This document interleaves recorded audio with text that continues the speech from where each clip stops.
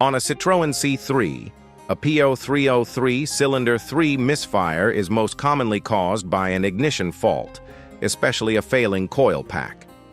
Heat and age often cause the coil to break down, triggering a single-cylinder misfire before total failure. Typical symptoms include rough idle, hesitation, and poor acceleration. A simple check is swapping the coil with another cylinder to see if the misfire follows it.